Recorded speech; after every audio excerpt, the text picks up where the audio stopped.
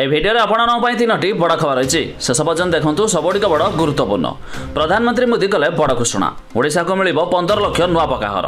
एछड़ा ओडिशा चिन्हट है 15 लाख नकली ration card. आसतु गोटे गोटे खबर नजर पकाइबा ता पूर्व वीडियो को लाइक करूँ सब्सक्राइब करनथिले एबे सब्सक्राइब करी पाखर थिबा घंटी चिन्ह को दबाई दियंतु। प्रथम खबर ओडिशा को मिल 15 लाख पक्का घर।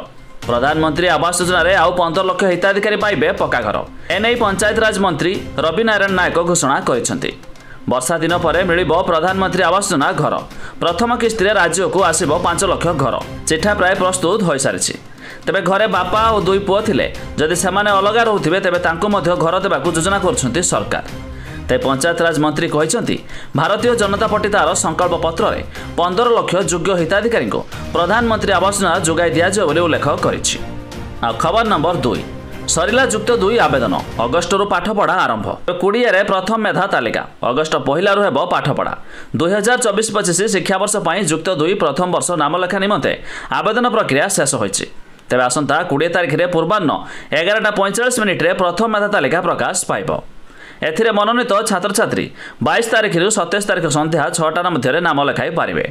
तेज अगस्ट 5 तारिख अपराह्न 3टा समय द्वितीय मेधा तालिका प्रकाश पाइबा बेले एथिरे चयन होइथिबा छात्र छात्री 7 तारिख रु 10 तारिख मध्य नाम लेखाइबाकू पड़िबो।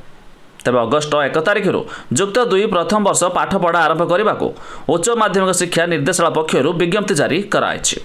खबर नंबर 3 14 लाख अयोग्य राशन कार्ड हिताधिकारी चिन्हट। राज्य में 14,50,000 मृत हिताधिकारी नाम राशन हड़प होता।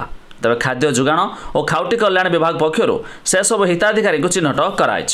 तेज से स्थान में नूतन हिताधिकारी सामिल कर जोगाण विभाग जड़े वरिष्ठ अधिकारी कहते।